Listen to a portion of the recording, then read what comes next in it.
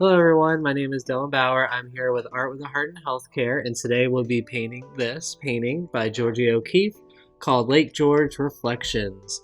All you'll need is a watercolor set, a cup of water, and some brushes, and some paper towels.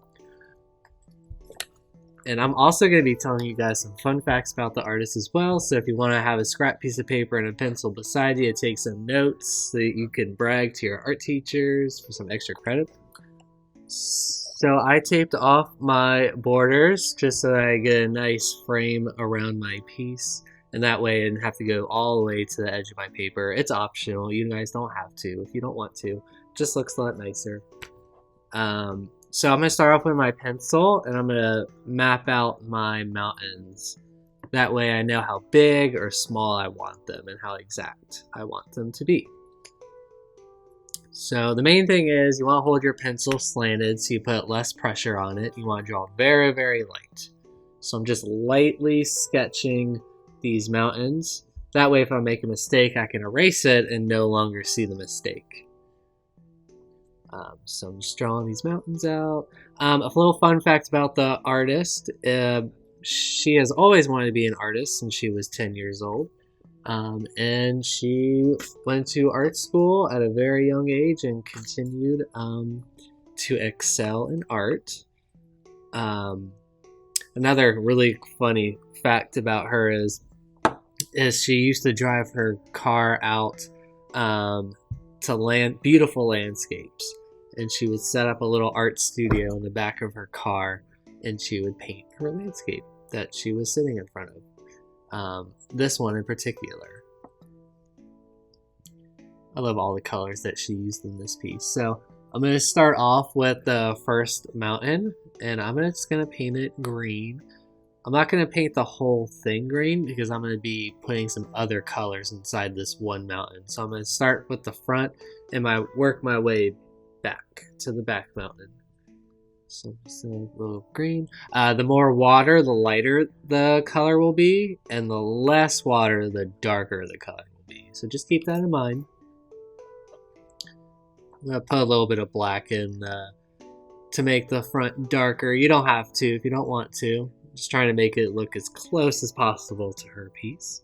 But you do not have to. You could just use less water.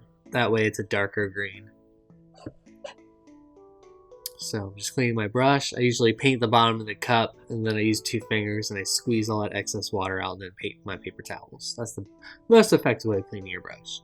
Now I'm going to use some blue. I'm going to put some right over here, right in the middle. For the second color, I'm going to kind of lightly blend that blue into the green. That way I don't see the separation between the colors. I'm going very, very lightly. That way it blends a lot smoother. I'm going to make the top a little bit darker using less water and more blue.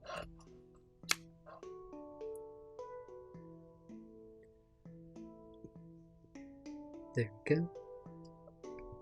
Just going to wipe off some of that excess paint off my brush. And I clean my brush again. Lots of cleaning in this piece. Totally didn't realize how much cleaning you guys were going to have to do. Alright, now I'm going to finish with the third color, which is purple. I'm going to take some of the purple into the blue. I may need to put more purple on my brush. There we go. That way it defines that part of the mountain a little bit more. It was a little too light. Just need more purple and less water. There we go. Clean my water again.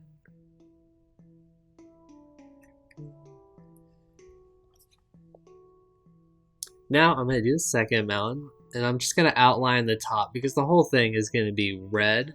So I'm going to be making the top of this mountain a lot darker than the bottom. I want it to kind of fade lightly going down the mountain. So I want the top to be a little bit darker. So I'm just going to grab more red. Darken that area up. Clean my brush now that I'm finished with this mountain.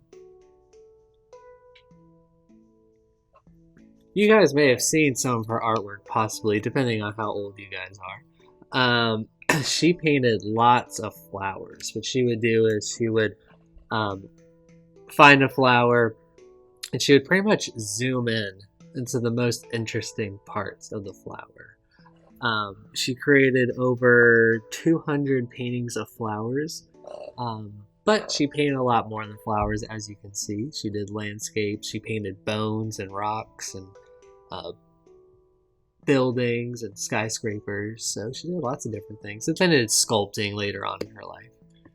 So I'm just making this mountain purple, and then I'm going to make that little rest of the mountain with some orange. So clean my brush, make sure there's no purple on my brush before I grab some orange. Make sure it's nice and clean. There we go. It's a little purple and orange. Even though they're not complementary colors, which would be good as yellow, because yellow and purple are complementary colors. But this looks just as nice with some orange and purple.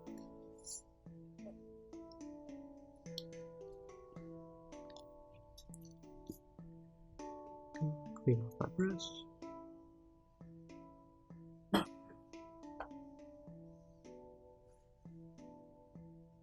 And my water is getting nice and dirty. All those colors. Pretty much used all the colors of the rainbow except for yellow so far. Now I'm just going to finish the last mountain with purple. Usually to make a perspective painting more realistic is having the first mountain darker, and then the further and further the mountains go in the back, the lighter they will get and kind of fade out into the distance.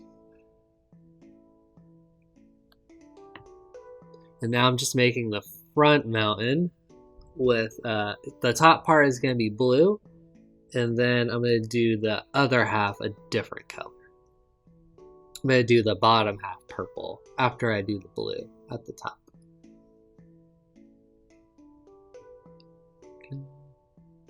Get some purple underneath. Perfect.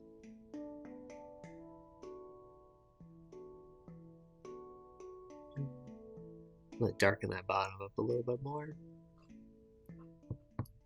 That way the area is in shadow.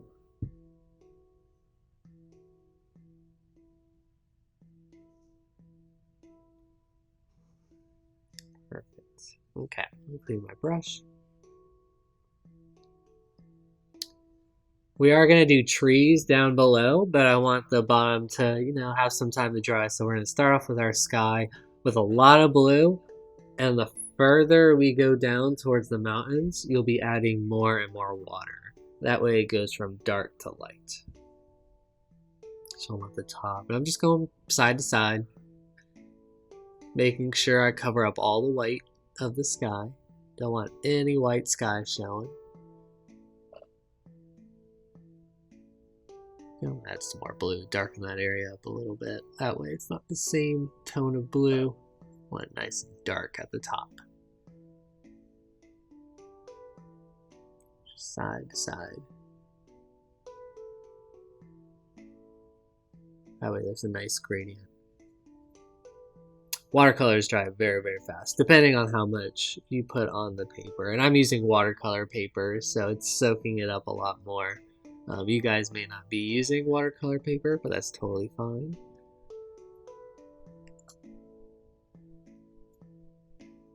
I'm going to write out her name so you guys can look some of her stuff up, because she has a lot of great pieces of art. She's probably one of my favorite female artists.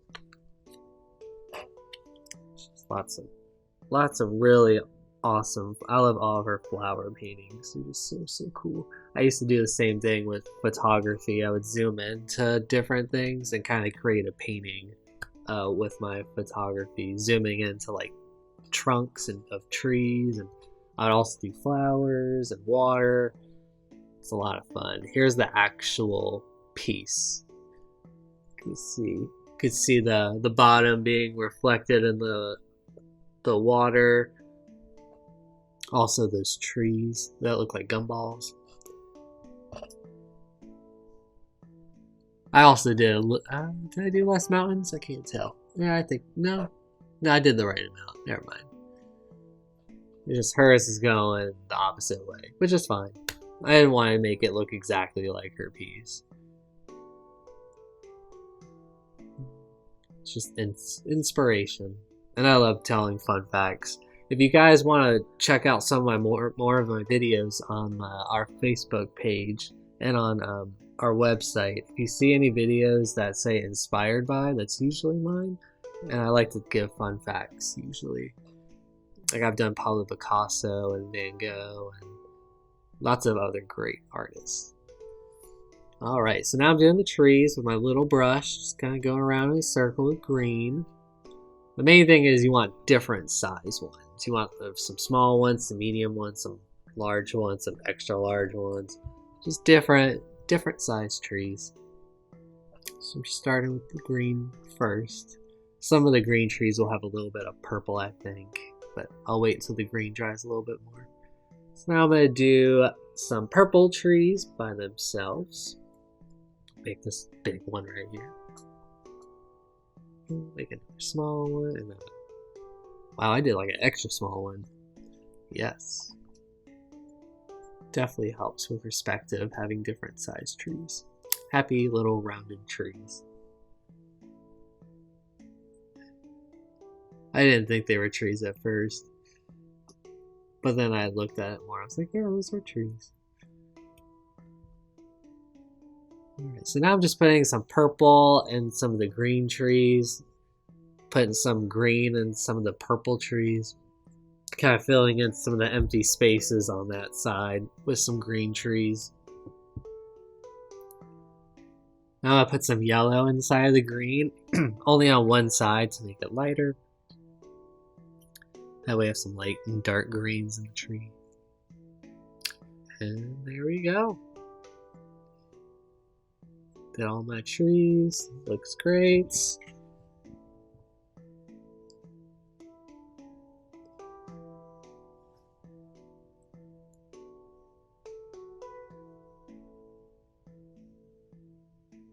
And then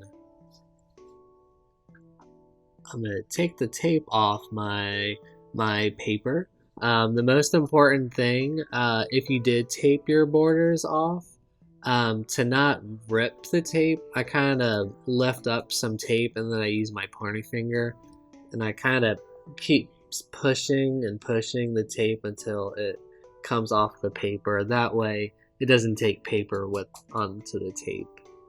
It's a lot safer way of removing tape, and you'll see shortly.